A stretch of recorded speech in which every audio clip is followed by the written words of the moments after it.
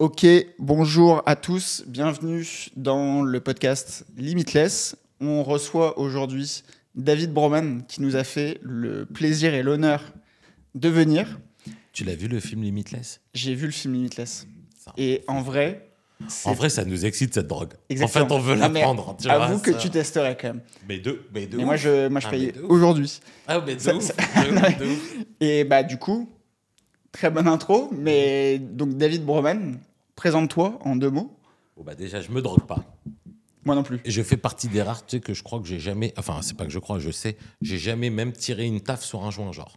Pas mal. Tu vois ? Bon, après, ceci dit, je fume des clopes. Donc, c'est une drogue de ouf. Mais Ouais, voilà. ça, c'est pas Donc ouf. déjà, David Broman ne se drogue pas. Voilà. Sinon, j'ai 41 ans, père de 2 enfants, trop heureux, entrepreneur. Entrepreneur, c'est hyper galvaudé, frère. J'en peux plus te dire ce mot. Ouais. Chef d'entreprise. Je suis chef d'entreprise dans l'immobilier, plus précisément dans l'immobilier neuf. Et ma passion, c'est l'entrepreneuriat. Du coup, il m'arrive d'investir aussi dans des boîtes. Ça représente à peu près, genre, je sais pas, je dirais 20% de mon temps. Ok. Et voilà. Et la vie est belle. Très cool, Ouais, très ouais, cool. ouais, Et effectivement, donc moi je t'ai proposé de venir parce que je pense que tu as un parcours qui est stylé, objectivement. À la fois la casquette entrepreneuriat, investissement, c'est cool. Et en plus de ça, tu as les réseaux sociaux. Et toi, en plus, tu as switché comparé, je dirais, aux entrepreneurs d'aujourd'hui qui se développent via les réseaux. Toi, tu as déjà entrepris, créé des boîtes, eu des salariés, fait quand même du chiffre, etc., des invests, et après, tu t'es mis sur les réseaux. Et je trouvais ça intéressant, en vrai, de... Ouais. Enfin, en fait, je pense que c'est une histoire de génération et c'est chambé. C'est-à-dire que les entrepreneurs d'avant moi, ils sont pas du tout réseau. Les entrepreneurs d'après moi, Ils sont trop réseaux. Ils montrent avant de faire. Ouais. Ça veut dire, d'abord, ils mitonnent. C'est Et vrai. ensuite, ils font pour essayer de rattraper leur mytho. Exactement. Et moi, je suis dans la bonne génération où, quand j'ai commencé, il n'y avait pas les réseaux, donc j'ai fait. Bien sûr. Et donc maintenant, j'en parle. Et donc, du coup, c'est pas moi qui suis stylé, en fait. C'est mon âge a fait que ça. Frère, tout le monde en a marre des mecs qui disent deviens millionnaire ou je suis c'est millionnaire ou qui c'est met la horrible. photo de sa féfé alors que. Alors qu'elle est louée. Alors qu'elle est louée. Non, mais surtout, louée ou pas louée, Bien sûr. c'est une bêtise d'avoir une féfé, sauf si tu gagnes 3 bars par an depuis Ça, 10 ans. exactement. Sinon, il n'y a aucun sens. Tu C'est vois. ça. Quand Je tu suis roules d'accord. dans le prix d'un appart, achète un appart, frérot. Tu vois. Enfin, je veux dire, Ouais, c'est- exactement. voilà, Non, tu mais vois. bien sûr. Sauf Faut si que ça t'en as déjà représente 20. peanuts. Non, Ouais, voilà, voilà. sauf si t'en as déjà Bien 20. sûr. Donc c'est pour ça, en fait, que je suis genre stylé ou différent. C'est pas grâce à moi, c'est plutôt grâce à l'époque dans Ouais, laquelle ouais. je suis né, tu vois. Bah, je pense que les gens sont revenus un peu du truc de salut jeune entrepreneur, tu sais, où tu montres des trucs, machin. À un moment donné, bon, déjà, ça n'avait pas une image très sérieuse, mais je pense qu'on le voit de moins en moins aujourd'hui. Enfin, ça se développe moins. Les mecs qui sortent de nulle part, tu sais, qui te montrent, genre, je sais pas, un classe G loué à Dubaï. Moi, je trouve que ça marche encore. Alors, franchement, je Ouais, suis mais pas ça hyper. marche sur qui, franchement? Enfin, après, le public, ouais. Nous, on a un public intelligent, intéressant, normalement, sur ce podcast, mais... Je pense que ça marche quoi qu'il. Je te Ouais. jure, en fait, c'est la loi du marché. En fait, à partir du moment où il y en a encore, c'est que ça marche. En fait, Oui. tout le monde a besoin de vivre. Bien sûr. Donc, si le mec qui faisait la photo dans son classe G et qui te racontait comment devenir rentier en 3 mois, Ouais. ça marchait pas, il ferait autre chose. Il te ferait autre C'est clair. chose. S'il y en a encore, c'est que ça marche. Ouais, non, c'est vrai. Voilà. C'est vrai. Et bon, alors, du coup, putain, on a complètement perdu Ah oui, le pardon. fil de départ. C'est ma mais- grande spécialité de. T'inquiète. Ah, putain, Oh, putain. bien vu. Il vise bien, il Il vise n'y bien. a pas de caméra, putain. Putain, c'est fou. Putain, mais j'y croyais moi-même, j'y croyais pas, putain. Ok. Non, mais alors, du coup, pour revenir peut-être un peu sur ton parcours, Ouais. comment t'as atterri dans l'IMO? Qu'est-ce que t'as fait avant? Est-ce que t'as commencé par l'IMO? Est-ce que t'as entrepris dans d'autres domaines avant? Comment ça s'est passé? Eh ben, écoute, avant j'étais dans le conseil et je travaillais dans le monde de la sécurité, antiterroriste. Incroyable. Ouais, Ok. donc, rien à voir. Une fois que j'ai fait ce truc-là, j'étais très fier de moi, j'étais très content, mais ça me permettait pas d'aller chez Dior acheter des jeans. Et comme je suis un gros bouffon et que j'aime bien acheter, non mais c'est vraiment ça. Non mais tu vois, genre c'est Mais oui, vraiment bien ça sûr, quoi. bien Je suis sûr. un bouffon, tu vois. Non, mais genre, moi, j'avoue que je suis un peu comparé hein, Non, mais sur ce truc-là. voilà. Mais... J'avais envie de gagner un peu d'argent et donc j'ai cherché un job. Quand j'étais genre en troisième, je sais plus, c'était quand le stage en entreprise, tu vois. Troisième, non. Bref. J'ai été faire un stage dans une agence immobilière, tu vois, dans l'ancien. Et je me souviens avoir dit à ma mère, bon, écoute, au moins, je suis sûr d'un truc, c'est que je ferai jamais d'immobilier. Je te jure que c'est vrai. Je trouvais ça, mais vraiment, mais un vrai truc de varcreux, tu vois. Ouais, Genre, tu veux gagner de l'argent, mais t'as pas d'études, t'es feignant, tu fais de l'immobilier. C'était vraiment ce que je ressentais, tu vois. Image. Ouais. Sauf qu'on m'a proposé un job dans l'immobilier neuf. Et donc, je me suis mis là-dedans en me disant tout simplement, donc déjà, je m'en bats les couilles de l'immobilier. Vraiment, ça ne m'intéresse pas. Ouais, C'est-à-dire, c'est mon industrie, donc je suis dedans, mais ça ne m'intéresse pas. Ouais. Et en fait, je me suis mis dedans et je suis très content de la réflexion que j'ai eue en me disant, écoute, moi, j'ai vu des fortunes dans ma famille qui ont tout perdu, qui ont été brocs, qui roulaient en Rolls, puis ensuite qui dormaient sous un pont, etc., etc. Et donc, j'avais très peur de ce changement de situation. Et je me suis dit... il me faut un job où c'est pas une mode. Tu sais, genre, les iPhones à 1 euro, enfin, les portables à 1 euro, c'était une mode. La vente d'espace publicitaire, c'était une mode. À un moment, les boutiques ophtalmo, c'était une mode. Je voulais pas une mode. Et je me suis dit, écoute, tout le monde a besoin de se loger, quoi qu'il. Quoi qu'il. C'est-à-dire, j'ai pris la pyramide de Maslow. Bien sûr. C'est le truc, ils ont besoin de se loger. Donc, en fait, je vais me mettre là-dedans. Ça m'amène de manière certaine une récurrence. Ça veut dire, si je suis bon dans ce truc-là, bah, j'aurai tout le temps du taf.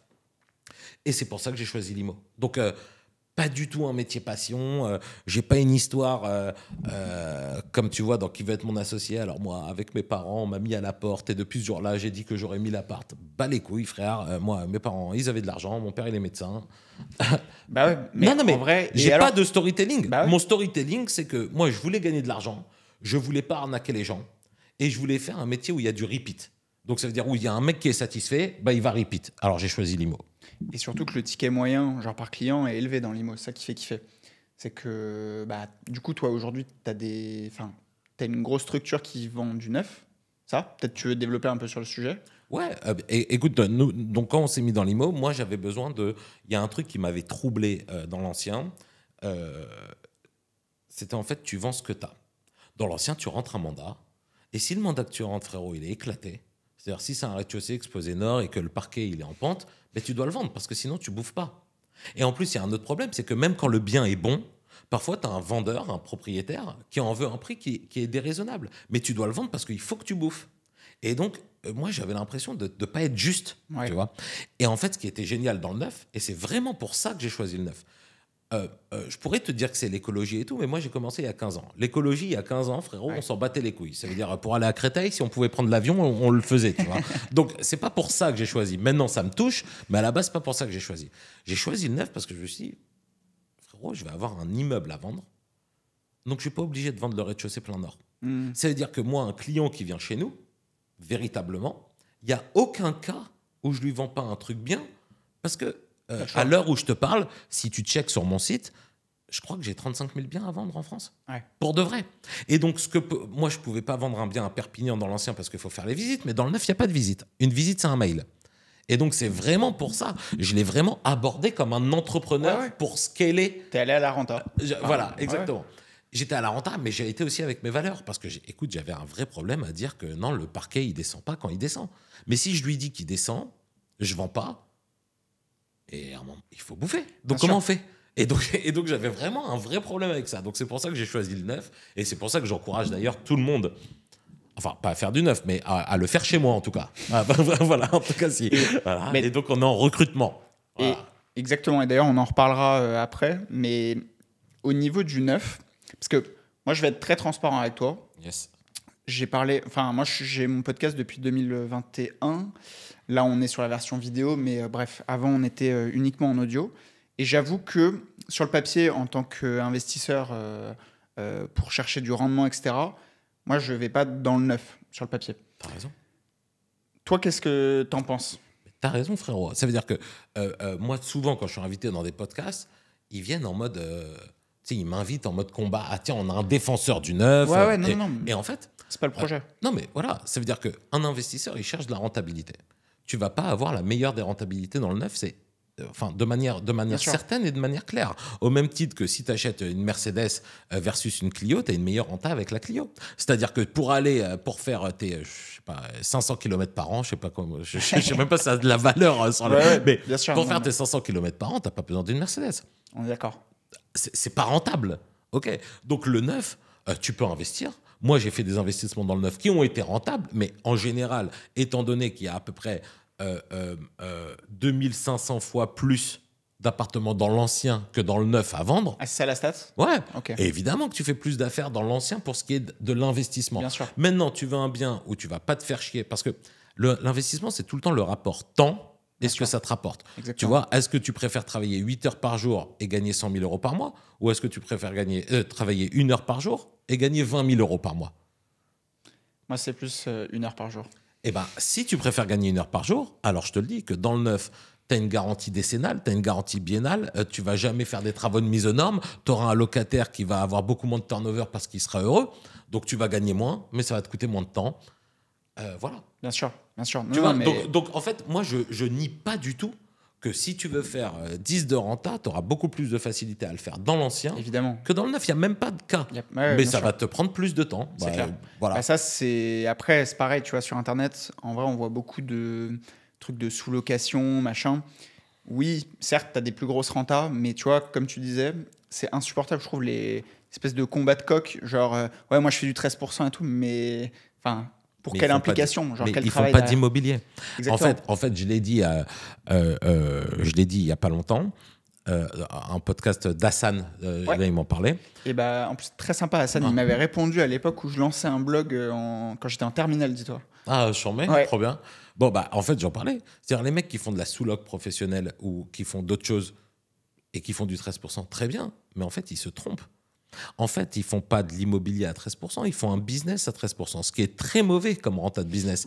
Et parce que l'immobilier, c'est très simple, on s'enrichit quand on dort. Donc, à partir du moment où tu travailles dans ce business, à chercher des locataires, à refaire les travaux, les trucs, les machins, bon, en fait, tu as un business à 13%. Et 13% pour un business, les gars, c'est de la merde. C'est de la merde. Bah ouais. Et donc, en fait, ne crois pas qu'ils font de l'IMO. Ils font pas d'IMO. L'IMO, c'est t'as acheté une fois, t'as levé ton crédit à la banque, tu dors, 15 ans après, ça a doublé. Exactement. Et en attendant, il y a quelqu'un qui a payé ton crédit. C'est ça l'IMO. Exactement. Eux, il y a un sous-jacent IMO. C'est un sous-jacent, mais ils font un business. Et un business à 13%, frérot, moi je te le dis en tant que business angel, je ne le regarde même pas. Flemme, ouais. Donc, allez bien niquer vos mères. Non mais pour de vrai. En bon résumé. Non mais c'est bien vrai. sûr. Mais en fait, c'est insupportable parce que ça, tu vois, je trouve que ça matrixe les gens. Ils se disent, ah ouais, donc en fait, si j'ai pas un rendement de 15%, machin, ou c'est pareil, les mecs qui te parlent en lot. J'ai 60 lots en 2 ans. Mais ta gueule, tes lots, c'est quoi, genre? T'es où? Dans la Creuse, t'as 10 parkings, Wassemer, c'est cool. De toutes les façons, il y a un truc que j'ai déjà dit dans des vidéos, mais vraiment, c'est important pour moi maintenant de le répéter ici. Si acheter, et je te jure, c'est même pas de la provoque, c'est même pas pour charrier les mecs que je dis ça, mais si un pavillon à Roubaix qu'on divisait en 4 chambres pour mettre en coloc et pour faire du 14%, c'était bien, ça n'arriverait pas dans la boîte mail de Kevin qui nous écoute. Ouais. Ok. Parce que si c'était bien, alors moi, je t'en aurais pas laissé un. Bernard Arnault, il t'en aurait pas laissé un. Xavier Niel, il t'en aurait pas laissé un. Et que tous les fonds d'investissement IMO, ils t'en auraient pas laissé un. Donc, il faut comprendre, toi qui nous écoutes là, qui t'appelle Wilfried, si à un moment dans ta boîte mail, on te donne ça, c'est qu'il y a que toi qui le veux. Ça veut pas dire qu'il faut pas le faire, mais ça veut dire que tous les types d'avant, qui sont archi finançables, etc., ben, ils n'en ont pas voulu. Bah oui. Et donc, tu vois, il y a pas de mystère, quoi. Exactement. En fait, le but, c'est pas de décourager les gens pour leur dire que c'est pas possible, mais c'est juste, faut raisonner un peu intelligemment. Voilà, l'immobilier, certes, le rendement, c'est important, enfin, c'est la base. Moi, j'ai commencé en cherchant vraiment des rendements à 7-8% en banlieue parisienne, mais c'est évident qu'à un moment donné, bah, plus j'aurai de capitaux avec la durée, plus je vais peut-être aller chercher moins de rendement, mais plus de tranquillité. Et c'est pour ça que le neuf, en vrai, c'est pas déconnant. D'ailleurs, c'est ce que tout le monde fait. Bah oui, moi, mes investisseurs dans le neuf, c'est pas des mecs qui checkent des vidéos sur YouTube. Ah, c'est ça. C'est des mecs qui ont déjà une trentaine d'apparts et qui... On a tous commencé comme ça. Moi, mon premier appart, c'était à Argenteuil. J'en ai acheté à Conflans. Enfin, tu vois, c'est pas des villes qui font rêver, c'est des villes qui font de la renta. Une fois qu'on a assis quelque chose, On préfère se sécuriser, faire ce qu'on appelle du patrimonial, tu vois, pour sécuriser son truc, parce que la réalité, c'est que la renta, elle est proportionnelle au risque. Plus tu augmentes la renta, plus tu augmentes ton risque. Et par risque, j'entends à la fois le risque et à la fois le temps que tu passes. Donc, frérot, moi je te le dis, si on avait les moyens, si tu avais les moyens d'acheter n'importe quoi, un 3 pièces Paris 7e, même à 4 de renta, même à 3 de renta, tu l'achètes. Je suis d'accord. Le seul truc, bon, pour Paris, là c'est pour te contredire, pour faire chier, mais l'encadrement des loyers, genre, c'est pas possible. Putain. T'as raison. Mais- T'as raison, mais je oui, t'ai oui. pris, cet Mais non, non, mais je dis exemple. ça en rigolant, J'ai pris mais- cet mais exemple bien comme sûr. ça. Mais tu vois, la renta, par exemple, sur la 5e avenue à New York, Ouais. de murs de boutique. Ok, donc si par exemple tu achètes des murs de boutique sur la 5e avenue à New York, on dit que la renta, moi j'en ai jamais acheté, ok, Ouais. on dit que la renta, elle est aux alentours de 0,8%. Et pour autant, il n'y a pas un truc qui reste vide. Ouais, ouais. Parce qu'en fait, c'est comme un lingot d'or. Exactement. C'est C'est liquide safe. et ça prend de la valeur. Ouais, ouais. Donc voilà. Et il y a un marché mondial qui se bat pour l'avoir. Exactement. Contrairement Et la au pavillon renta, à c'est Roubaix. 0,8. Bah ouais. Et à Roubaix, c'est 14. Exactement. Alors quoi, c'est quoi le mieux, tu vois? Et 14 quand c'est loué. Parce que Ouais, c'est bah, pareil, le évidemment. truc Non, mais évidemment. tu lances ta Non, mais t'as formation, raison. machin, coloc, 14 chambres, plus de salon, plus de salle de bain, plus rien. Genre, tu sais, après même en plus la partie devient invendable. Enfin bref, ça c'est Mais les tu vois, trucs. toi, par exemple, tu devrais prendre beaucoup plus d'ampleur, si tu veux, sur les réseaux sociaux, parce que toi, tu fais de la gestion. Donc, gestion, pas sexy, pas truc, pas la fausse Patek Philippe sur le volant de la Bien fausse sûr. Porsche, voilà. Mais en vérité, c'est toi qui détiens la clé. Nous, on a fait de la gestion, on a commencé la gestion il y a 10 ans, parce qu'on a compris que c'était la clé du truc. C'est-à-dire que le Cash type flow qui est en récurrent. mesure de dire c'est quoi les impayés, c'est quoi la galère quand il y a des impayés, est-ce que ça va se louer la truc à Roubaix, c'est toi le backup. Et je trouve qu'on n'entend pas assez les gestionnaires. Bah. Alors, ils ont très peu, souvent ton profil aussi. Hein, Exactement. Mais Voilà, c'est un on les métier entend qui est pas un assez. peu vieux aussi. Mais c'est vrai que en fait, je peux avoir un discours qui peut paraître biaisé parce que je vends des programmes en ligne, des trucs, mais juste factuellement, en fait, la gestion, tu vois, genre tous les aléas de l'immobilier. Et si en plus tu fais de l'invest, etc., bah, en gros, moins tu laisses d'inconnus, plus potentiellement tu réussis ce que tu fais. Quoi. Moi, j'ai réussi, tranquille, tu vois, mais, Non, mais- j'ai été meilleur que mes concurrents en ce qui concerne le conseil en investissement. Donc moi, à la base, mon job, c'est conseiller en investissement. Aujourd'hui, mes clients perso, ils viennent me voir pour de l'investissement, ce qui est différent de ma boîte, hein, mais moi, ils viennent me voir perso pour ça. Je me suis démarqué et j'ai été meilleur que mes concurrents que parce que j'avais la gestion. Et que je m'engageais sur ce que je leur disais. On disait, mais mec, moi, je te vends pas un truc et après, je tu te disparais. démerdes. Ouais, bah ouais, c'est ça. Moi, je te vends un truc et je me portais garant. Et je lui disais, alors, je pouvais pas le faire légalement parce que c'est interdit, Bien sûr. mais je faisais un contrat sous sein privé en disant, si ça ne s'est pas loué à tel prix, j'en suis de ma poche pour la différence. Frère, en fait, ça change tout. Bah oui, Parce que moi, je sais ce que je raconte. bien sûr. Moi, je sais que si je lui vends du Sergi, je vais pas le louer à ce prix-là, tu vois. Bien sûr. Et sauf que mes copains, bah, ils faisaient pas de gestion. Je dis pas qu'ils étaient malhonnêtes. Ils ne savaient même pas. C'était, tu vois. Donc ils après, croyaient dans ce qu'ils sûr. disaient, tu vois. Bah, et puis, bon, c'est vrai que sur le papier, c'est pas sexy la gestion, mais le truc, c'est qu'une fois que tu as bien compris comment ça fonctionne, c'est pas mal, ne serait-ce que d'un point de vue business. Voilà, tu crées une valeur alors qu'une agence IMO, ça vaut rien. Ah, ça vaut rien. D'une part, tu crées une valeur, mais surtout pour les mecs qui sont des entrepreneurs, des jeunes entrepreneurs, dans la gestion, tu peux tout processer. Bien Et sûr. donc, c'est extraordinaire. Ça veut dire que tu crées de la valeur d'une boîte, tu fidélises les clients comme Jaja, parce que quand tu as une bonne boîte de gestion, c'est bien. Et frérot, si tu veux te la couler douce en Thaïlande, tu peux gérer la gestion Bien sûr. de Bah, ta c'est piscine en scalable, en Thaïlande. fait. Enfin, Bah ouais. je veux dire, véritablement, C'est tu ça. vois. Exactement. Et bon, après, on va pas donner tous les tips pour pas créer 15 millions de concurrents, mais c'est vrai que voilà, les activités à cash flow récurrent, c'est merveilleux. C'est la base. Enfin, c'est ce que tout le monde cherche. Bah, bien sûr. Ah, c'est ce que tout le monde cherche. Et c'est d'ailleurs pour ça qu'on fait de l'IMO aussi. Enfin, tu vois, Ouais, bien sûr, bien sûr. L'IMO, le kiff, c'est la création, le remboursement de la dette qui te permet de développer le patrimoine. Mais c'est vrai que même au-delà, les loyers, ça sécurise une tonne. de ouf. Toi, tu as commencé du coup à quel âge à investir en parallèle? Parce que toi, tu as les deux casquettes. Tu fais l'entrepreneuriat dans l'IMO, mais en parallèle, tu investis aussi. Et à partir de quel âge tu t'es dit, putain, il faut que je crée quand même du patrimoine Moi, j'ai eu grave de la chance. J'ai eu, et j'en profite du coup pour le remercier, j'ai eu mon beau-frère qui est devenu ensuite mon premier associé pendant 15 ans, qui qui m'a mis dans ce bain-là. Voilà. Et lorsque j'avais 22 ans, je crois, ou 23 ans, lui, il faisait déjà ça. Moi, je faisais pas ça. Il est venu un jour et il m'a dit, signe là. Je lui dis, c'est quoi? Il me dit, t'as un salaire, t'es en CDI, machin, vas-y, signe là, tu vas acheter un appart. T'inquiète. J'ai acheté un appart à Argenteuil. Franchement, c'était il y a, je sais pas, je dirais 15 ou 18 ans, un truc comme ça. Il a quasiment pas pris un bal. Donc, le conseil n'était pas charmé. Mais j'ai gagné de l'argent. Ah ouais. Il ne m'a rien coûté. Enfin, tu vois, je veux dire, Ouais, bien sûr. il ne m'a. Alors, j'aurais préféré qu'il fasse x2, c'est possible, x3 même. Il s'avère que ça n'a pas été le cas. N'empêche que il m'a débloqué un truc. C'est-à-dire que parfois, il y a des gens qui ont peur de l'investissement, qui ont peur de toutes les galères. Moi, j'ai eu mon beau-frère qui m'a dit, signe là, je m'occupe de tout. Alors, certes, ça n'a pas pris de valeur. Franchement, c'est mon premier invest. Et il n'a pas pris un bal, tu vois. Ou, je sais pas, peut-être 50 000 balles, mais le coût de la vie, il a quadruplé. Oui, donc, oui. bon, voilà. Oui. Mais il m'a débloqué sur le fait que, ah ouais, putain, mais j'en ai jamais entendu parler de ce truc-là. Je viens de rembourser 200 000, en fait. Bah C'est-à-dire ouais. que là, je le vends, j'ai 200 000.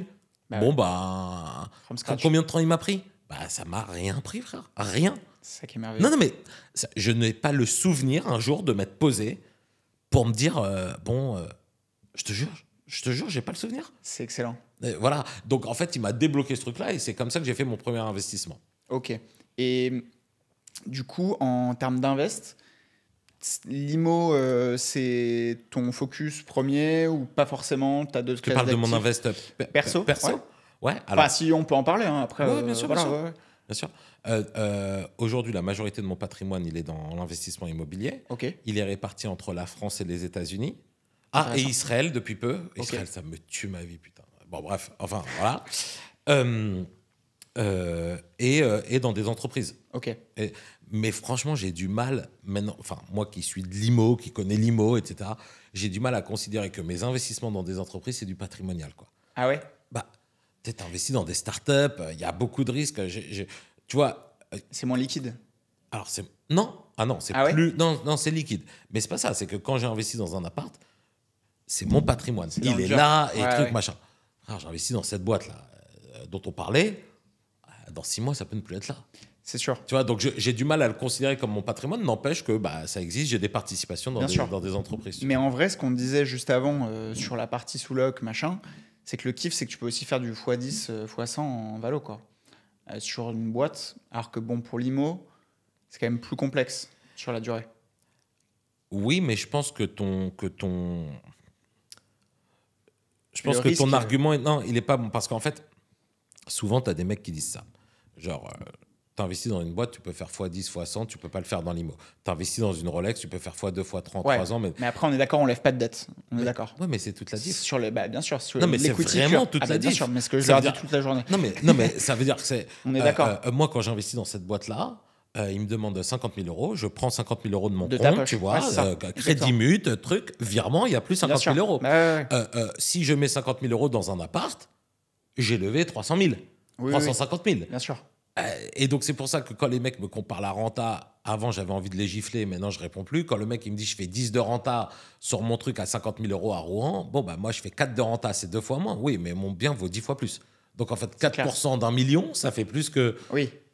Donc, On est d'accord. voilà. Ah ouais, non, mais ça, C'est pour ça que c'est important de dire tu peux faire x10, Bien x100, sûr. mais c'est du cash. évidemment, Pur, c'est tu de vois. l'equity pure. Mais ça, en gros, c'est ce que je leur dis souvent à nos auditeurs, c'est que moi, j'utilise l'IMO pour lever de la dette, créer des capitaux, et après, ces capitaux, on les rebalance dans d'autres classes d'actifs. Ouais, ouais. Mais c'est vrai que la force genre de l'IMO, au-delà des loyers, des trucs, c'est quand même le fait de lever de la dette. Parce que toi, bah, du coup, qui est sur plein de secteurs différents, mine de rien, je sais pas ce que tu en penses, mais est-ce que tu as eu déjà d'autres classes d'actifs où tu peux lever autant de dettes? Ah, mais enfin, je te le dis, non. Non. Pas. On est d'accord. Il y a. Y a pas de secret au Non, bout non, de- non, non. T'as pas Si, découvert. Il y a si t'es riche. Oui, Non, même pas bien si sûr. t'es riche. Il y a si t'es valable, par exemple, dans les valeurs mobilières, dans les actions, dans le marché actions, dans le marché des obligations. Ok. Grosso modo, pour simplifier dans le marché actions, tu peux lever une tonne de dettes, mais pas. Monsieur Martin qui est en Bien CDI, sûr. lui, il peut pas. C'est-à-dire, si tu as un fonds d'investissement, par exemple, les fonds d'investissement, ils lèvent autant de dettes que les fonds d'investissement IMO, mais c'est leur travail, il y a une structure, etc. Bien Donc, sûr. c'est possible. Sinon, pour un particulier, mais tu lèves pas de dettes, jamais. Jamais. Non, mais jamais. Enfin, je veux Bien dire, sûr. le maximum de dettes que tu vas lever, c'est en mentant à ta banque et en prenant un crédit à la conso, mais tu vas lever maximum C'est un 50 000 euros, tu vas payer 6 ou 7 d'intérêt sur 5 ans. C'est pas... Enfin, voilà. Ouais. Genre, Non, ça n'existe pas. on est d'accord, bien sûr. Ah, ça, c'est Il y a sûr les que... SCPI, c'est un mix de valeurs mobilières sur l'immobilier, mais tu vas jamais lever autant qu'un appart. C'est quoi ton avis sur ça? C'est pas de l'IMO, en vrai. C'est un sous-jacent IMO, c'est toujours ça. Ouais. Enfin, je veux dire, alors c'est mon avis sur ça, c'est que si un type écoute tout un tas de podcasts, etc., qu'il est auto-entrepreneur, qu'il a que 20 000 euros ou 30 000 euros de côté, qui ne peut pas lever de dette pour je ne sais quelle raison, ou alors il est déjà au maximum, il a acheté sa RP, il ne peut pas lever de dette, qu'il ne croit que dans l'IMO, il a raison qu'il investisse dans des SCPI. Voilà.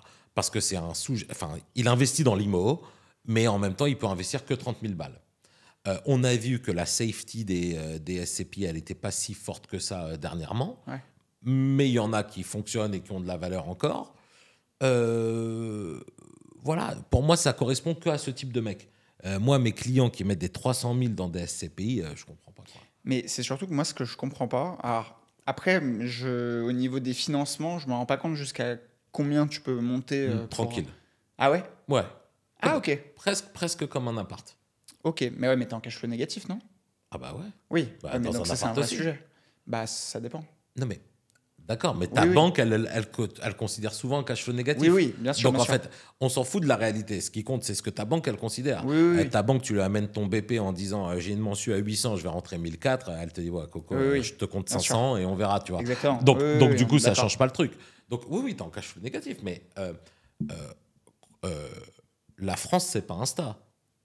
90% des gens qui ont un crédit immobilier sont en cash flow négatif. Évidemment. Non mais enfin, je veux dire, c'est la normalité. Mais je sais. Mais tu en vois, fait, je veux dire, faut mettre ça dans la tête des gens, c'est que les gens ne comprennent pas que...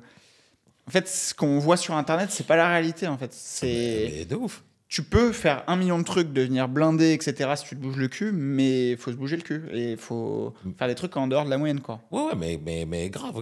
Bah, de toutes les façons, enfin, on peut pas mentir 10 piges, quoi. Enfin, je veux dire, Bien sûr.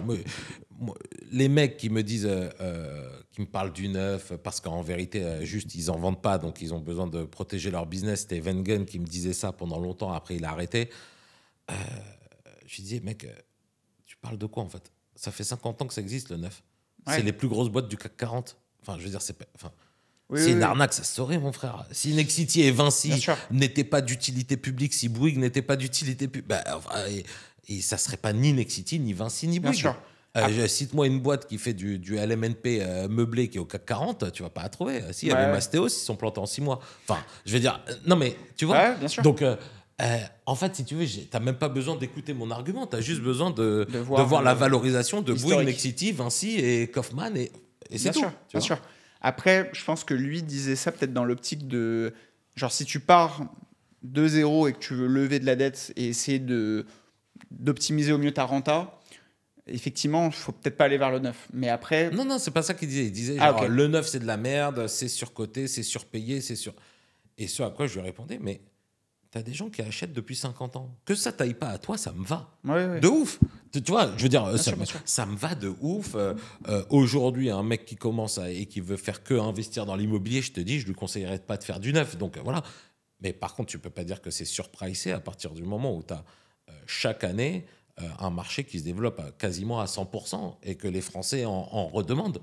Ouais. Que dès qu'il y a une crise immobilière, frère, quand tu ouvres les journaux, il y a marqué il faut plus de terrain. Celui qu'on interroge, c'est le mec de Nexity. C'est pas Non, mais c'est vrai. C'est vrai, bien sûr. Et donc, à partir de ce moment-là, tu comprends à quel point ça a une importance dans la vie des Français. Ouais. Et quand on dit quand le bâtiment va, tout va, c'est pas le bâtiment. Hein. C'est quand l'immobilier va. Mais Bien sûr. et c'est le bâtiment de On est à la l'immobilier. base de la hein. base, bah, bien Ouais, sûr. et donc c'est pour ça que. T'es en haut de la pyramide, en vrai. Non, mais voilà, donc c'est pour ça que les mecs qui disent ouais, le neuf, truc. Non, frérot, le neuf, juste ça te convient pas. Au même titre que ton pull, il me convient pas. Et bon, bah voilà, tu vois. Ouais, bien sûr. Ouais.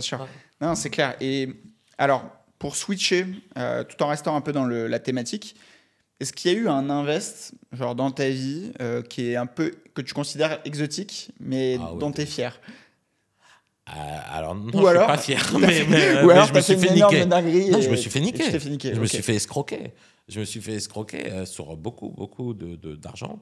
C'est aux États-Unis.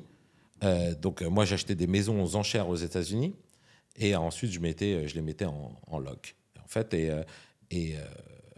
donc, en quoi c'est exotique? C'est-à-dire que quand tu vas à la vente aux enchères aux États-Unis, alors, moi, je vous dis où je travaille dans le Maryland et je travaille dans l'État de New York. Donc, si ça se trouve à San Francisco, c'est différent, tu vois. Je te parle de ce que je connais. Donc, moi, ça se passe sur la mairie, sur les marges de la mairie.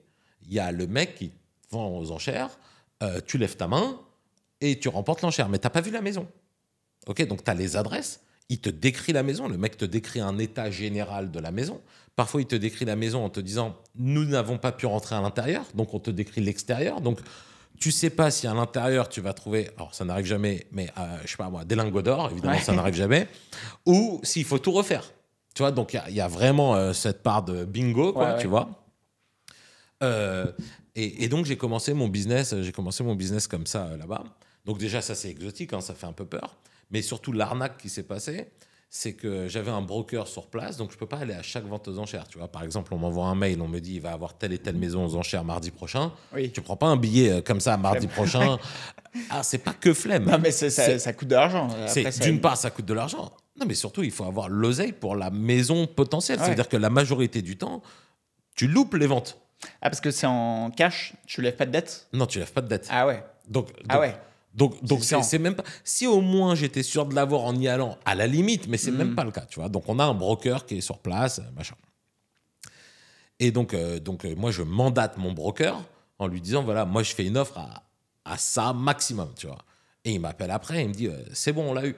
Donc moi je suis content, donc je fais le virement, mais je fais le virement à mon broker parce que comme il faut payer en cash, mon broker me dit je l'ai payé $55 000. Ouais. Donc tu me les dois. Donc, moi, je fais un virement de $55 000 au broker qui me fait un HUD, un compromis. Okay, donc, il me fait un compromis. En fait, le mec n'a jamais acheté la maison. Avec mes $55 000, il me verse des loyers. Ah ouais. Il me verse $1 000 de loyer. Au bout de 6 mois... C'est Madoff, en fait. Mais de ouf. Au bout de 6 mois, il me dit le toit est cassé, il faut le réparer, c'est $3 000. Je reverse $3 000. Il me repaye avec ça. Ah ouais. Et quand je vais visiter les maisons, parce que moi, c'est un business. J'ai un fonds aux États-Unis, enfin, un fonds, un Rikiki fonds. Voilà. Donc, j'y vais. C'est pas... je ne fais pas des FaceTime. Donc, moi, j'y vais sur place. Et il me fait visiter la maison que je n'ai pas. Putain, il me dit, bah voilà, là, c'est ta maison. Je dis, on peut rentrer. Il me dit, ah non, il y a le locataire. Je dis, OK. Moi, j'ai le HUD, j'ai le compromis. Tu vois, donc... voilà. Et donc, je me suis fait niquer comme ça quand j'ai voulu revendre la maison et que l'État m'a dit, mais cette maison ne vous appartient pas. Et j'en avais acheté genre 15 comme ça. Donc, putain. Truc de ouf, tu vois. Ah ouais. Ah ouais, un vrai Madoff. Mais le mec, il est en tôle, là, ou... C'est ça, l'horreur. Il s'est barré, genre? Non, c'est ça, l'horreur. C'est que... d'abord, j'avais envie de le défoncer. Bah ouais. Alors, tu peux pas le faire aux États-Unis. Ouais. Oh, vraiment, aux États-Unis, tu mets une droite à un mec, tu vas en tôle. Tu vois. Donc, déjà, tu peux pas le faire. Et ensuite, mon avocat, il m'a dit, écoute, mec, soit tu portes plainte contre lui, c'est du pénal, il va en tôle tout de suite. Mais il va jamais te rembourser. Et s'il va en tôle, il va en tôle, mais il ne te rembourse pas. Ouais. Ça veut dire qu'il te rembourse s'il a l'oseille sur les comptes, mais s'il n'a pas l'oseille sur les comptes, il ne te rembourse pas. Donc l'horreur, c'est que, encore aujourd'hui, hein, là, je prends mon téléphone, je te montre le truc, on parle encore, tu vois. Donc non, il doit me rembourser avant telle date. OK. Sinon, je porte plainte. Il n'arrive pas à tenir le truc. Donc, je récupère, grosso modo, on a récupéré $1 100 000 en 2 ans. OK. Il manque grosso modo 1 million. Ah ouais, grosso modo. Ouais. Les mecs qui ont porté plainte contre lui, ils ont eu 0. Parce qu'ils disent, bah, porte plainte, bah, vas-y, j'attends le procès, je vais pas te rembourser en attendant. Donc, c'est en plus de ça une situation catastrophique. Non, mais c'est ça. Mais c'est une situation catastrophique. Ça veut dire que je parle tous les 3 jours à un mec qui m'a baisé. Ouais, mais je n'ai pas le choix si je veux récupérer. Voilà. Donc, c'est exotique, c'est une arnaque. Et moi, je suis un vrai pro de l'immobilier et je me suis fait fourrer. Et j'ai aucune honte à le dire. J'ai appris de ça, tu vois. Bah, ouais, bien sûr. Et ça n'existe pas en France, par exemple. Et c'est ça qui est génial. On a tendance à critiquer la France. Il y a d'autres abus quand même. Genre là j'ai le cas d'une locataire. Bon, je vais pas citer le détail et tout, mais genre il y a des dingueries quand même en France. Mais alors, de ouf. Mais cette histoire que j'ai fait là, elle n'existe pas en France. Ah oui, non, mais ça on est d'accord. Tu vois, voilà. Oui, mais ça, je suis complètement d'accord. J'espère vraiment que le nouveau ministre du Logement, il va a l'air faire pas mal en chose. vrai. En fait, il a l'air pas mal parce que nous, il a sorti. Part de loin, on part de loin. Bah, c'est ça. Voilà. Il a sorti une loi qui est pas ouf, mais qui va dans notre sens. On se dit putain, ça fait du bien parce Pour une fois que ça va un peu dans ce sens-là, jusqu'alors, les ministres du logement, c'était réservé là, il y à en la avait gauche. même pas en plus. Bah, là, il y en avait C'est pas, pas mais longtemps. même avant, Mais c'était réservé à la gauche. Bien sûr. Donc bon, voilà, ça fait un peu de bien. Maintenant, on va voir quoi, tu vois. Ouais, non, ça c'est vrai que c'est un vrai sujet en France pour le ministre, les lois, etc. Faut voir dans quel sens ça évolue. Et pour switcher complètement de sujet, Tu veux comment... parler cul? Alors, on peut parler cul, mais comment t'es devenu monsieur immobilier de TPMP? Ah ouais. Et pas mal. Avoue, tu t'y attendais pas. Non, je m'y attendais pas. Et surtout que je suis monsieur immobilier de trucs plus seclats que ça. Sauf que les gens, ils le voient pas. C'est quoi? Je suis monsieur immobilier des Échos. Incroyable. Je suis monsieur immobilier du Huffington Post. Putain. Et je suis monsieur immobilier de l'Opinion. Simplement, frérot, personne ne lit. Non, c'est ça. Moi, je suis un inculte. Non, mais tout le monde. Mais moi non plus. Moi-même, tu vois. C'est énorme, putain. Donc, en fait, je vais te dire comment je suis devenu monsieur immobilier de TPMP. Alors, c'est très rama. D'abord, les gens, ils pensent que c'est mes potes. Alors, c'est devenu, mais c'est Ça pas l'était pas. Ouais. Ça l'était pas. Et quand je dis c'est devenu, c'est Géraldine Maillet qui est ma grande poteau. Ah oui, parce que tu connais Daniel Riolo, non? Par Géraldine. Ok, d'accord. Non, mais c'est devenu. Ah oui, d'accord. Okay. C'est devenu, tu vois. Et Moundir, qui est mon frérot, sauf que Moundir, alors, c'est pas du tout moi qui ai fait rentrer chez TPMP, mais il a été chez TPMP après que moi, j'ai commencé à faire une apparition ou deux dans TPMP. Tu vois. Voilà. Donc, écoute, tout à fait par hasard. C'est-à-dire qu'un jour, il y a Pierre-Henri, donc du coup, que j'embrasse, qui est le rédacteur en chef de TPMP. Ok. Il y avait un type qui avait inventé une histoire qui disait que sa maison était squattée. J'avais vu. Machin. Et Pierre-Henri est un follower à moi, mais que je connais app. Tu vois, genre, comme un follower, quoi. Ouais, tu vois. bien sûr. Donc, il suit mes vidéos, il regarde et tout. Et tout d'un coup, il y a ce cas-là. Et il me fait appeler par la rédac en disant, écoute, nous, on connaît tes vidéos, on t'a vu. Est-ce que tu veux... C'est possible ce qu'il raconte, ce type? Et moi, je dis au téléphone, non, mais frère, c'est impossible. Et donc, du coup, eux, ils m'appellent pour faire un peu le buzz, tu vois. Genre, voilà. Bien sûr. J'ai été sur place. Ça s'est bien passé. Et Cyril Hanouna, que je connais pas, frère. Mais même, encore maintenant. Enfin, je vais te raconter, si tu veux, comment ça se passe avec lui. Quand il a annoncé que j'allais venir sur le plateau, il y a un expert, David Broman, qui va répondre et tout machin. Il recevait des textos. Et lui, il lit son téléphone pendant l'émission. Ouais. Et il recevait des textos de potes à lui qui disaient « Ah putain, je suis ses vidéos, tu vas kiffer, il est rama, il est trucs et machin. » Et donc, du coup, ce qui s'est passé, c'est que il me dit « Putain, depuis que j'ai annoncé ton nom, j'ai plein de potes qui me disent ça. » Je lui dis « Ah bah, trop sympa. Ça se passe bien sur le plateau. » Et après, il a checké 2-3 vidéos, il a dû kiffer, et ils m'ont décrété comme, dès que ça parle d'IMO, on t'appelle. Donc c'est cool. Moi, j'aimerais bien qu'il le fasse pour l'entrepreneuriat aussi. Bah, grave. Tu vois, moi, j'aimerais bien plutôt que je sois le monsieur immobilier et entrepreneuriat.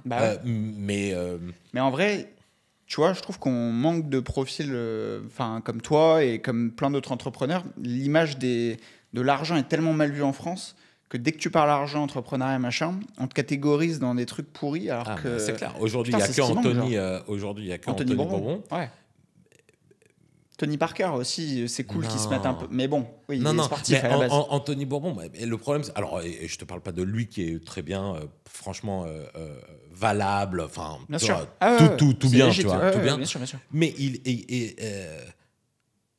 mais moi, j'ai pas envie qu'on donne cette image des entrepreneurs. Tu vois, Anthony, il a son histoire particulière, il a des valeurs particulières, ni bien ni pas bien, tu vois. Mais c'est pas la normalité. Ça veut dire que Anthony, il peut pas. Il représente pas tout le monde. Mais du tout, tu vois. Bien sûr. Anthony, il veut être milliardaire. Il veut pas d'enfants. Il pense que à scaler les business. Moi, j'aimerais faire entendre ma voix, de dire non, frère. Le travail, c'est un moyen, c'est pas un but. Si tu veux être milliardaire, va vivre en Thaïlande, change ton argent, tu vas être milliardaire. Ça n'a aucun sens d'être milliardaire. Ce qui a un sens, c'est créer de la valeur.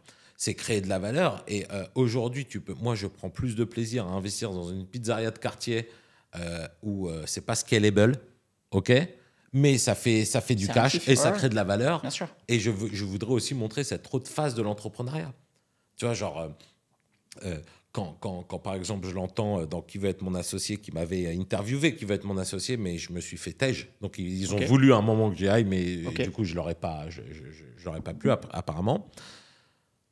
Quand j'entends des phrases, alors on parle d'Anthony parce que on parle de lui, ok, Oui, oui, que je bien trouve sûr. vraiment, je le connais pas personnellement, je trouve valable ce qu'il dit. Donc il y a même pas d'once de critique. Mais quand il dit ah ouais ton business, je pense que ça va marcher, mais franchement c'est parce qu'elle est belle, ça m'intéresse pas.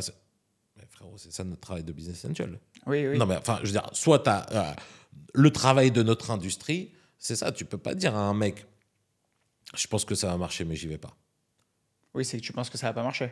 Et dans ce cas-là, tu dois lui dire. Ouais. Parce que tu es une sorte de mentor aussi. Bah ouais. Donc en fait, tu vois, ça va pas. Ouais, Ou bien alors sûr. tu peux dire, ok, mais je m'entends pas sur ta valo. Ça, c'est une autre histoire, tu vois. Ouais, Mais ouais. voilà. Donc oui, j'aimerais bien être, de faire partie de ce paysage-là, parce qu'aujourd'hui, on est. Alors, putain, tu me fais partir sur un truc. Aujourd'hui, non mais aujourd'hui, il y a des camps. Il y a Bah, que des supporters. c'est insupportable. Ok. Et il y a des camps. Et moi, je suis capitaliste. Je suis humaniste. Je suis un gaucho. Et j'aime l'oseille. Et ça fait quoi? Et alors? Et ça fait quoi? Ouais. C'est-à-dire, tu sais, avant, on parlait de gauche caviar. Ah putain, lui, il dit qu'il est de gauche et il roule en Rolls. Ah, mais c'est moi, frère. Ah non, mais alors, je te le dis, c'est complètement moi. Tu vois, je veux dire, c'est complètement moi. Ça veut dire que moi, je veux un partage des richesses, pas à l'équitable. Moi, je considère que le mec qui prend des risques, il doit gagner plus d'argent. Bah ouais, c'est la base. Non, mais vraiment, aucun problème. Mais je chie pas sur mes concitoyens. Bah oui. Et je veux dire, il y a les deux. Et c'est ça que j'aimerais. C'est ça, moi, que j'aimerais dire. Et aujourd'hui, on n'est que dans des camps, tu vois. Ah bah bien sûr. Et puis la politique n'aide pas parce que il y a aucun argument qui est pas démagogique, c'est aberrant. Genre mais dans tous les camps, hein. Franchement, c'est une catastrophe. on me posait la question ce matin sur Insta, ce que tu penses de la politique et tout, mais franchement, franchement, j'en ai rien à foutre de la politique. Enfin, honnêtement, ils n'apportent rien. Je veux dire, un jeune qui veut se lancer dans l'investissement ou l'entrepreneuriat, etc. Bon, c'est pas le discours français qui te donne envie de te bouger. Et pour autant, on fait tourner le pays. Enfin, je veux dire, et toi plus que moi, hein, avec tes boîtes, tes salariés, tes trucs, tes charges sociales. À un moment donné, genre, tu peux pas avoir un pays qui dégoûte entre guillemets ceux qui rapportent de l'argent, parce que mine de rien, on en a besoin. Alors, oui. Même si chacun est important dans les rouages, c'est évident. Mais à un moment donné, Alors, moi, je te rejoins pas autant que ça. C'est-à-dire que je trouve qu'ils n'en font pas assez, qu'on pourrait en faire plus. Et qu'il faut arrêter les camps de si t'es entrepreneur, t'es capitaliste, ouais. t'es salarié, t'es de gauche, tu vois, genre c'est une catastrophe. En revanche, ils font des choses, c'est juste que ça ne va pas assez vite. Aujourd'hui en France, moi j'ai de la chance avec cette expérience américaine, donc je peux comparer avec soi-disant le pays de l'entrepreneuriat, tu vois. C'est vrai. Aujourd'hui en France, t'as 2 ans de chômage qui te permettent de lancer ta boîte. Ouais. Tu as le statut d'auto-entrepreneur qui permet de lancer ton business sans avoir une tonne de contraintes administratives juste pour faire une preuve du concept, en fait, tu vois, comme ça. Ça n'existe pas dans tous les pays. En France, on t'oublie. Aux États-Unis, on t'oublie pas. Ça veut dire en France, quand tu t'es planté, tu peux quand même refaire quelque chose après. Aux États-Unis, par exemple, c'est plus, tu peux, mais c'est plus dur. Donc, je pense que c'est le mindset de la France qui est pas bon. C'est pas les outils. Ouais, non, mais Il y a des outils, tu vois. Il y a sûr. des outils. C'est juste que nous, on ne met pas de mots sur nos mots, sur les mots de la société. On flippe de tout. On est trop dans la démago. Tu vois, genre, pour reparler d'immobilier, quel jour tu vires pas un squatteur? Non, mais c'est aberrant. Non, mais quel jour il y a un mec qui squatte? Je te parle pas d'impayé, c'est encore un autre truc. Je te parle d'un squat. Ah ouais. Quel jour un squatteur, tu lui donnes de la valeur? Mais pour de vrai, tu vois. Genre pour de vrai. On est dans un monde qui est complètement déconnecté, tu vois. Alors, je vais pas parler maintenant du conflit israélo-palestinien, mais... Faut pas la merde. Non, mais juste sur le... Moi, je suis le premier à te dire, il y a des torts des deux côtés. Je connais parfaitement, enfin pas parfaitement, mais je connais bien le truc. Ouais. Je pourrais te dire les torts des deux côtés. Je te parle juste d'aberration. Genre, à un moment, après les attentats du 7 octobre, il a fallu faire un travail pour dire que le Hamas, c'est des terroristes. Mais frérot, attends, mais t'es fou, quoi. C'est des terroristes. Après, est-ce que si on dit que c'est des terroristes, est-ce que ça va se régler? Non, il y a plein d'autres trucs à régler. Mais il y a des aberrations. Est-ce que le squatter, c'est soit ça, soit il dort dehors, donc il faut régler le fait qu'il dorme dehors? Oui, mais c'est un squatter. D'abord. Il fout dans la merde quelqu'un. Non, mais en fait. d'abord, voilà ça. Bah Et nous, on est les pros des aberrations. Ça veut dire on se contente, tu vois. Moi, à l'école de ma fille, ils ont voulu faire un exposé sur les transsexuels. Fine. Ah ouais, en fait, on rentre dans tous les sujets. Non, mais fine. Tu veux qu'on buzz? Non, mais fine. Mais j'aurais dit, pourquoi pas la menuiserie? Non, mais ça veut dire, il y a des trucs avant. Non, mais c'est ça. Et ils disent, parce qu'en fait, il y a un mec qui nous a dit qu'on n'en parlait jamais, que lui se sentait discriminé. Mais tu comprends que c'est rien contre les transsexuels, ce que je dis. Mais je veux dire, il y a des métiers, il y a des menuisiers, frère. Ma fille, elle a 8 ans, elle sait ce que c'est un transsexuel, elle sait pas ce que c'est un menuisier. Ouais. Bon, c'est con, tu vois. Et un Français sur 4 ne sait pas ce que c'est qu'une courgette. Non, c'est pas vrai. Non, mais je te jure. Non. Je te jure. Ok. C'est chaud. Hein. Et tu vois, le truc qui est fou, c'est qu'en disant... Un étudiant. Un étudiant. Ah, ok. Non, mais enfin, quand même. Oui, t'as raison, c'est beaucoup. Je te parle Non, pas de... et le problème, c'est que quand tu dis un truc comme ça, moi, je peux avoir des mecs... Franchement, heureusement, j'en ai pas beaucoup. Mais je peux avoir des mecs qui disent « Ah, t'es contre les transsexuels ?» Mais t'es un idiot, quoi, mon frère. Si tu m'avais pris, on fait un exposé sur je sais pas moi, un autre métier qui représente 0,01% de la population, je t'aurais dit, mais non, viens, on fait autre chose. Parce on se sent obligé d'être supporter d'une cause. Et en vrai... Et frère, et tout le monde sait que les supporters, c'est des idiots. Non, mais tu vois, oui. Donc, Mais c'est ce qui marche. Enfin, tu vois, on parlait de TPMP. Moi, je suis friand, j'adore TPMP. Ça me fait kiffer. Mais sur le modèle, c'est le même principe. C'est que tu mets genre le gogol qui pense à gauche et le gogol qui pense à droite dans sa thématique. Et genre, vas-y, tapez-vous. Genre. Mais alors, frère, là, tu nous fais aller sur des sujets. Alors, moi, ni j'aime pas TPMP. C'est pas que je veux pas me positionner. C'est que pour moi, ils ont un positionnement. Au même titre que Quotidien a un positionnement. Okay, ils ont des positionnements, ils sont politisés. Ça veut dire que TPMP, je les trouve politisés. Quotidien, je les trouve politisés. La différence entre Quotidien et TPMP, c'est que TPMP, ils n'ont pas peur de la contre-argumentation. Donc, ils invitent, et moi, je vous le dis, les gars là, qui vous nous écoutez, je les connais de l'intérieur. Okay, il n'y a pas... Ils te disent, vas-y, mais dis tout ce que tu penses. Non, mais je ne sais pas comment dire, je te le jure. Je te jure qu'ils disent non mais on s'en bat les couilles en fait. Dis ce que tu veux. Enfin voilà. Et le problème c'est que comme tu es libre de tout, les contradicteurs ils ont pas trop envie de venir parce qu'ils se font défoncer. Et le problème c'est que les contradicteurs quand ils viennent pas, ça devient défoncer quand même. Donc c'est en ça que c'est compliqué. Mais tu vois même dans les chaînes aujourd'hui tu veux de l'information, c'est dur de la trouver frère. Si tu veux l'information brute. Pas regarder la télé. En vrai, faut pas regarder la télé. Mais tu vas regarder quoi? Mais non, mais c'est dur de la trouver. Mais de lire quoi? Je sais pas, la presse... Mais la presse, elle est politisée. Et donc, en fait, c'est très, très dur. C'est très, très dur. Tu vois, moi, je me mets à la place. Alors, si tu veux pas parler de conflit israélo-palestinien, parler Russie-Ukraine. Ouais. OK. T'as envie de savoir... t'as envie de te faire ton avis. Mais frère, on n'a que des médias qui sont pour ou contre. Il n'y a pas un média, genre, où on te donne l'info normale. Genre, pas de trucs. Et c'est très, très dur. Et moi, je peux dire que c'est ça qui va mettre fin, je te jure que je le pense, fin à notre civilisation. Ah, mais je pense... Parce qu'en vérité, dès que tu es modéré, tu n'intéresses pas. On a la culture du buzz. Dès que tu as une vidéo qui dure plus de 4 minutes, les gens ne la regardent pas. Bien sûr. Et donc, il faut puncher. Exactement. Mais on ne peut pas grandir comme ça, quoi. Ça, c'est une évidence. Mais tu vois, typiquement, effectivement, on n'avait pas prévu de parler de ça, mais genre, tu vois, l'Ukraine, c'est quand même un vrai sujet. Et je veux dire, là, on est en train de mettre un coup de pression à la deuxième puissance nucléaire mondiale. Enfin, genre, on n'a pas le droit de rigoler, tu vois, avec ça, normalement. Et c'est vrai que ça... le problème, c'est que les gens, ils sont tellement clivés. Et tu vois, on parlait de Géraldine Maillet. Tu évoquais ça. Mais typiquement, je trouve qu'elle n'a pas de position équilibrée. Objectivement, quand elle est pro-intervention française, etc. Mais il faut savoir ce que ça implique. Je ne sais pas si tu as déjà... peut-être, mais moi, je tire. Je suis un tireur sportif. Je kiffe. Mais quand tu vois tous les gens, genre sur Twitter, faire ouais, go, intervention en Ukraine et tout, mais putain, écoute, genre un 9 mm quand tu tires dans un espace confiné sans casque, voilà ce que c'est enfin, teste la sensation, et après, va te battre contre Igor, le russe de 30 piges qui fait 100 kilos et qui a déjà fait le Kosovo. Enfin, tu vois ce que je veux Bien dire? sûr, bien sûr. Alors, d'abord, tu as raison. Bon, après, c'est vrai que je sais ce qu'elle pense sur ça, mais je veux pas. Non, mais c'est pas pour la mettre dans la sauce, t'as compris, j'ai rien Non, contre non, non, elle, mais elle se considère chroniqueuse. Ça veut dire, on Bien lui demande sûr. son avis, elle le donne. Bien sûr. Et elle dit pas qu'elle le donne en connaissance de cause. Elle Oui, dit, oui, on oui. me demande mon avis, je le donne. Mais ce qui est encore plus fou dans ce que tu dis, dans le côté des supporters, ce qui est incroyable, c'est que les mêmes qui sont anti-russes en disant Freedom Ukraine, on est pour la Russie, on est contre la Russie. C'est aussi ceux qui, sans le savoir, vont dire non, le Hamas, c'est des résistants de la liberté.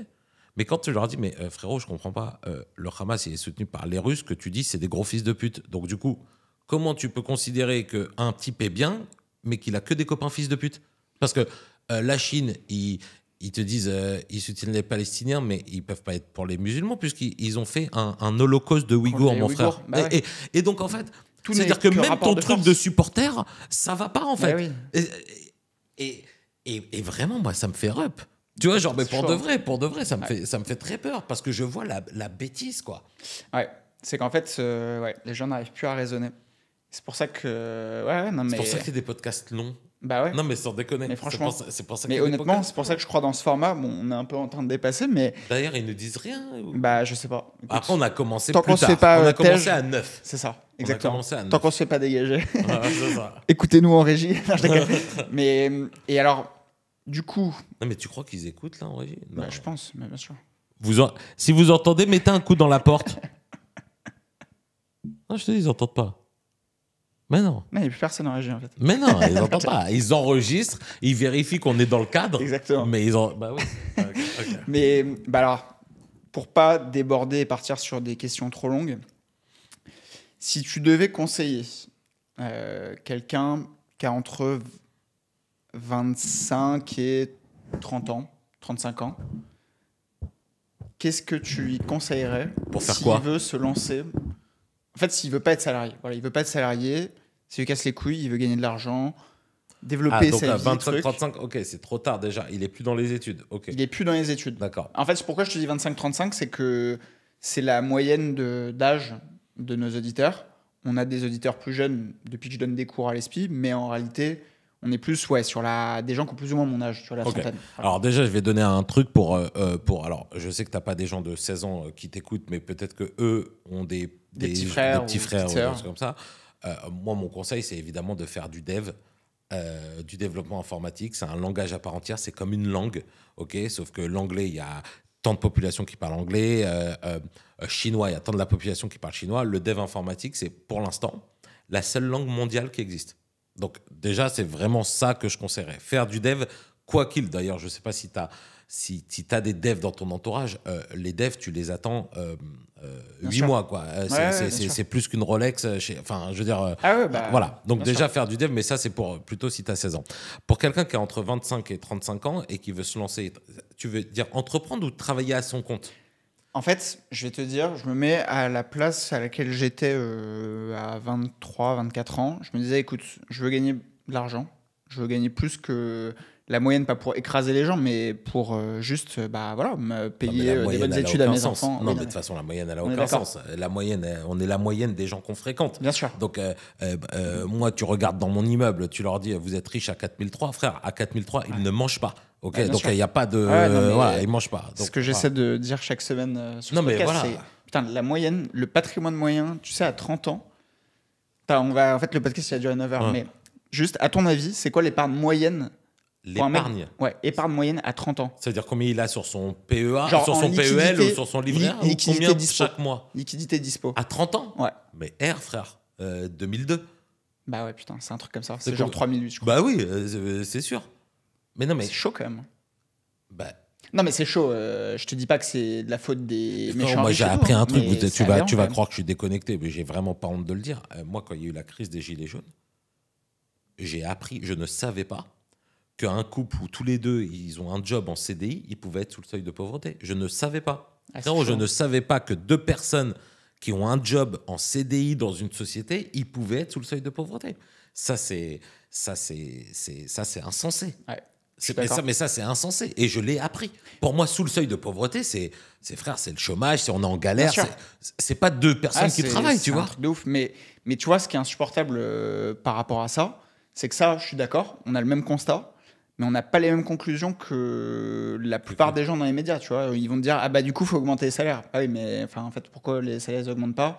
Parce qu'en fait, quand tu payes 1 euro, ça t'en coûte 2. Donc, à un moment donné, les boîtes, les salaires, ils sont pas... Non, pourquoi? Ça dépend quel média t'écoutes. Si tu écoutes si tu lis les Échos, ils vont pas te dire faut augmenter les salaires. On est d'accord.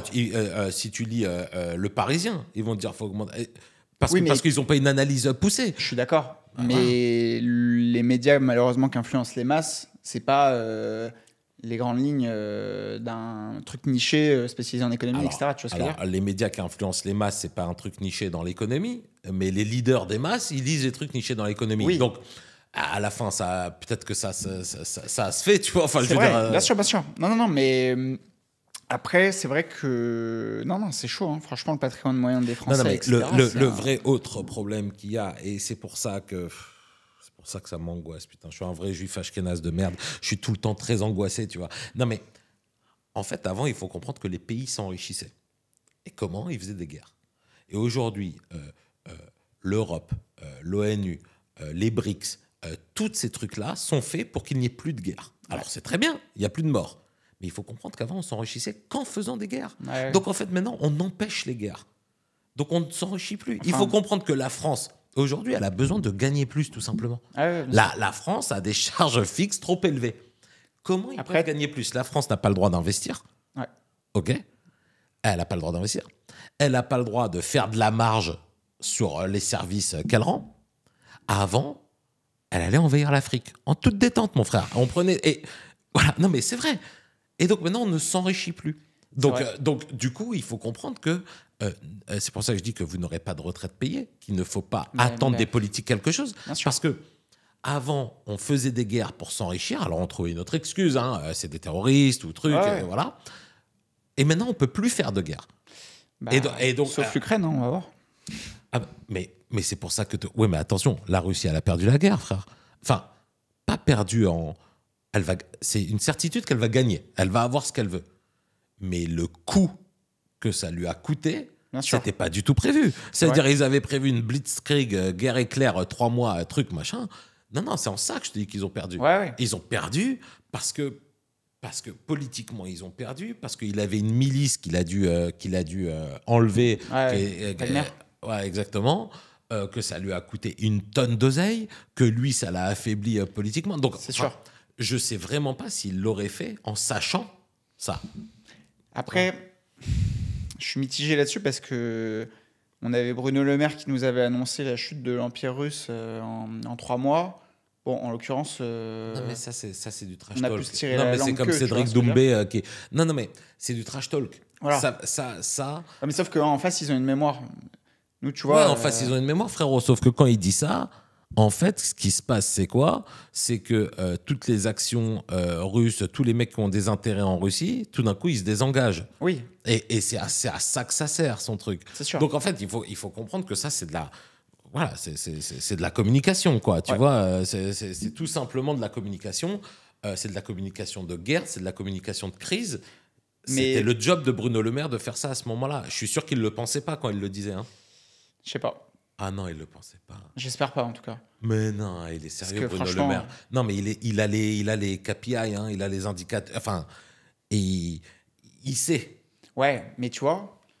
Bon, après, non, mais le podcast va durer 1 milliard d'heures, mais j'allais te parler genre des budgets, la gestion des budgets, etc.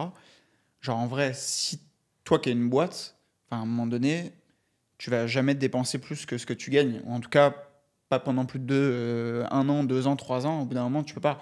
L'État est géré tellement différemment que là, le problème, c'est que, comme tu dis, on n'a plus les moyens on n'envahit plus de pays, donc on n'engrange plus de nouveaux capitaux, etc.